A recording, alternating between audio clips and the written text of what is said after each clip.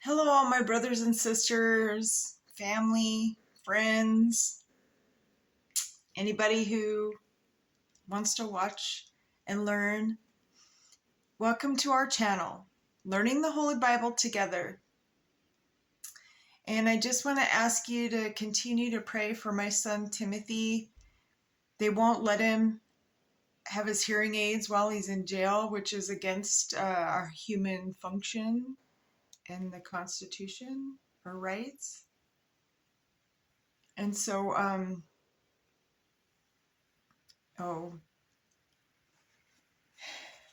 anyways, we're on Samuel 2, chapters 17 and 18. I hope you're having a great day, this lovely Saturday. The sun is shining here. And let's just go ahead and get started. We're going to read about Shimei curses David. And we'll read about Ahithophel's advice is defeated and Israel gets defeated, and we'll find out why and how they deal with it. All right, let's go. So, chapter 17, Samuel 2. Moreover, Ahithophel said unto Absalom, Let me now choose out 12,000 men, and I will arise and pursue after David this night. And I will come upon him while he is weary and weak-handed, and will make him afraid. And all the people that are with him shall flee. And I will smite the king only, and I will bring back all the people unto thee. The man whom thou seekest is as if he all returned, so all the people shall be in peace. And the saying pleased Absalom well, and all the elders of Israel. Then said Absalom, Call now Hushai the Archite also, and let us hear likewise what he saith. And when Hushai was come to Absalom, Absalom spake unto him, saying, Ahithophel hath spoken after this manner. Shall we do after his saying? If not, speak thou. And Hushai said unto Absalom, The counsel that Ahithophel hath given is not good at this time. For said Hushai, Thou knowest thy father and his men, that they be mighty men, and they be chaffed in their minds, as a bear robbed of her whelps in the field. And thy father is a man of war, and will not lodge with the people. Behold, he is hid now in some pit, or in some other place. And it will come to pass, when some of them be overthrown at the first, that whosoever heareth it will say, There is a slaughter among the people that follow Absalom. And he also that is valiant, whose heart is at the heart of a lion, shall utterly melt. For all Israel knoweth that my father is a mighty man, and they will be with him are valiant men. Therefore I counsel that all Israel be generally gathered unto thee, from Dan even to Beersheba, as the sand that is the sea for multitude, and that thou go to battle to thine own person.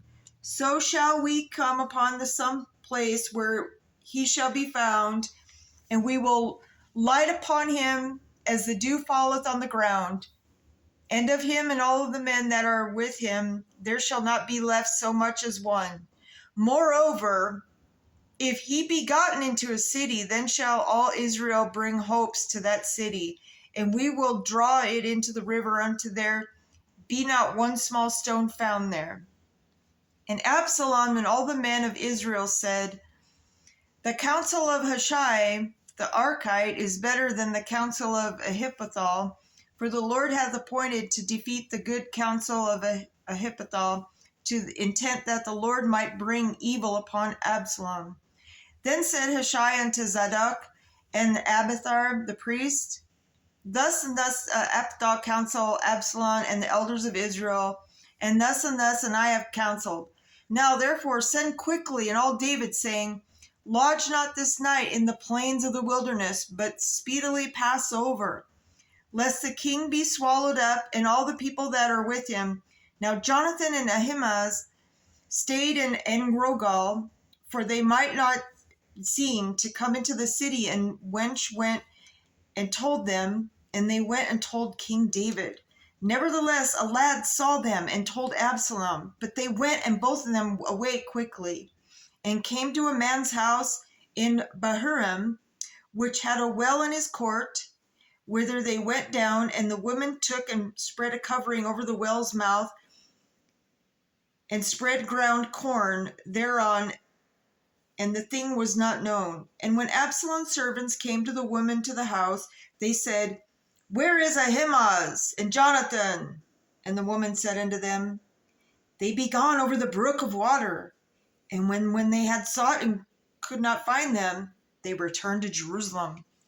And it came to pass, after they were departed, that they came up out of the well, and went and told King David, and said unto David, Arise and pass quickly over the water, for thus has Ahithophel counseled against you. That David arose, and all the people that were with him, and they passed over Jordan by the morning light there.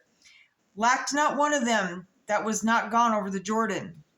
So do you get what's going on? Like, so Jonathan and they hid in the water well, and they heard, the bad people. They came to, the lady's house, and they're all, Where is Jonathan? Where are they? And they were hiding in the well, and she was like, I don't know. I think they went that way. You know what I mean? So like, this is getting good. All right. So, and when Ahithophel saw that his counsel was not followed, he saddled his donkey and arose and gat him home his house to the city, and put his household in order, and hanged himself, and died, and was buried in the sepulchre of his father. Then David came in Mahanaim, and Absalom passed over Jordan, he and all the men of Israel with him. And Absalom made Amasa captain of the host instead of Joab, which Amasa was a man's son, whose name was Ithra, an Israelite, that went to Abigail, the daughter of Nahash, sister of Zeruiah, Job's mother.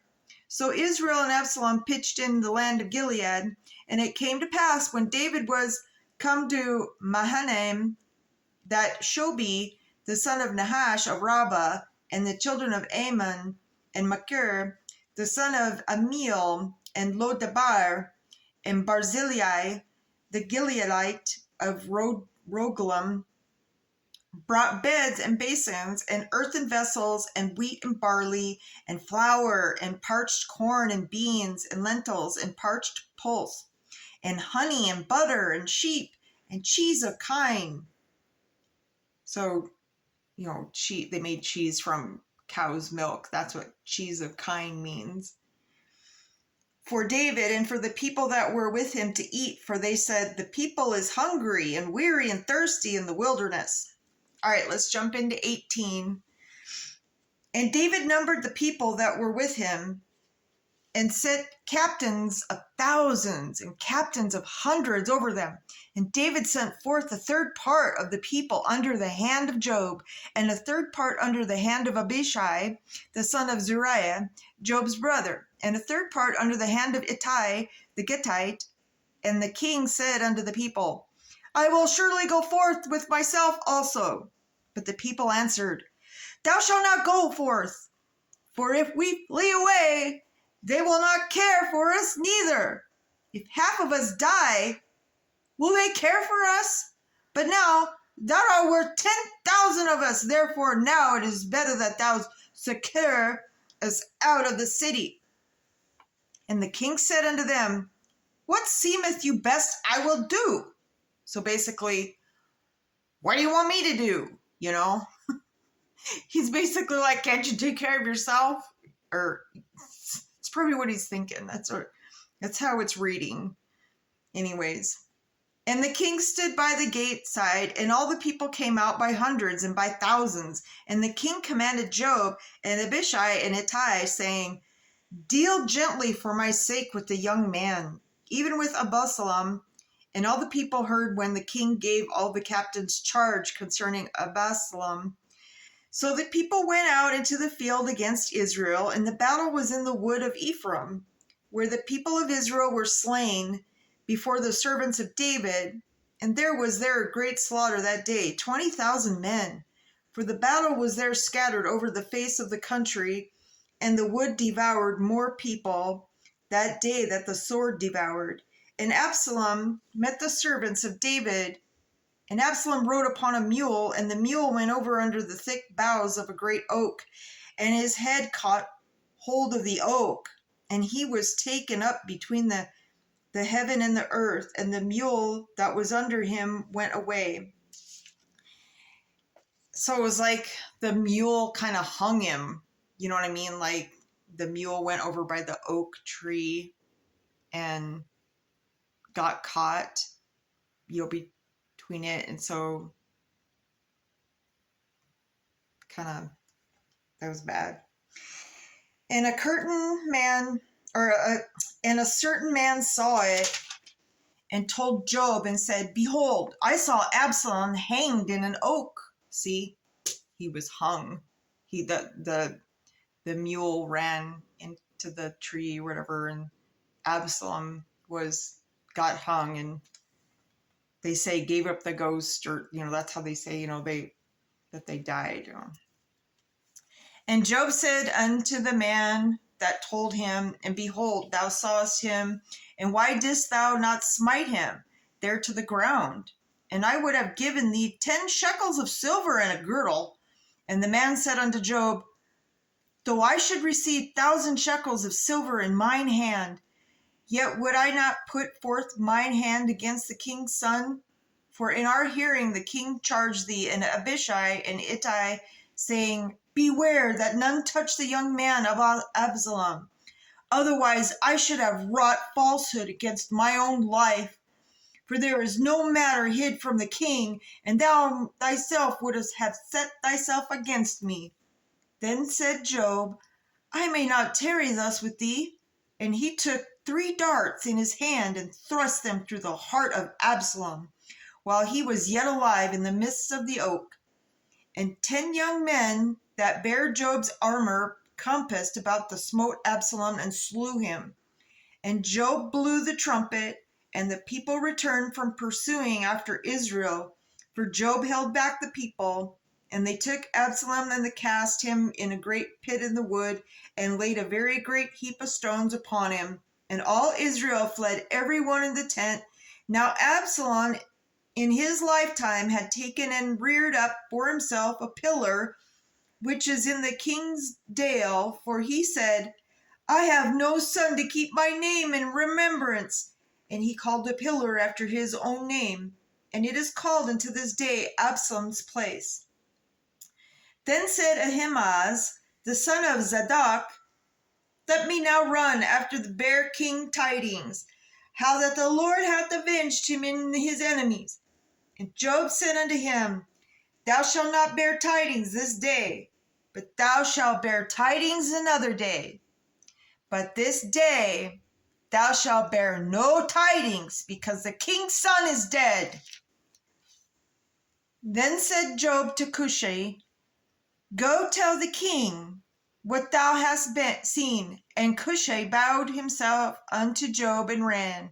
Then said Ahimaaz, the son of Zadok, yet again in Job, "But whosoever or howsoever, let me, I pray thee, also run after Cushi." And Job said, "Wherefore wilt thou run, my son, seeing that thou hast no tidings ready?"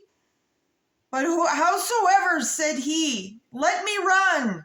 And he said unto him, "Run then." Ahimaaz ran by the way of the plain and overran Cushi. And David sat between the 2 gates. And the watchman went up to the roof over the gate unto the wall, and lifted up his eyes, and looked, and behold, a man running alone. And the watchman cried and told the king, and the king said, "If he be alone, there is tidings in his mouth." And he came apace and drew near. And the watchman saw another man running. And the watchman called unto the porter and said, "Behold, another man running alone." And the king said, he also bringeth tidings.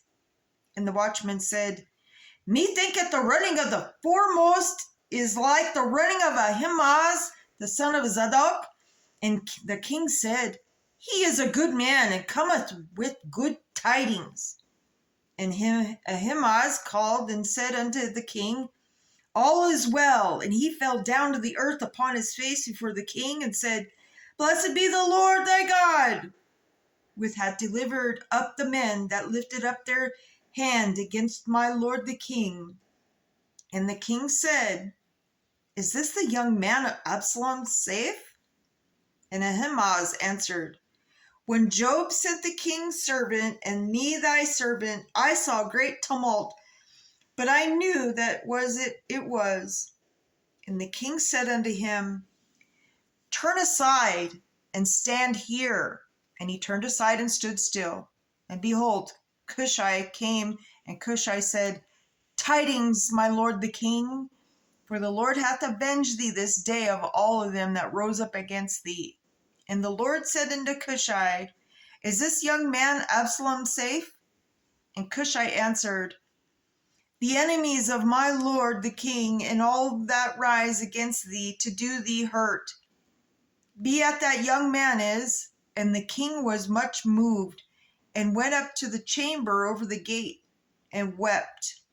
And as he went, thus he said, O my son Absalom, my son Absalom, would God I had died for thee!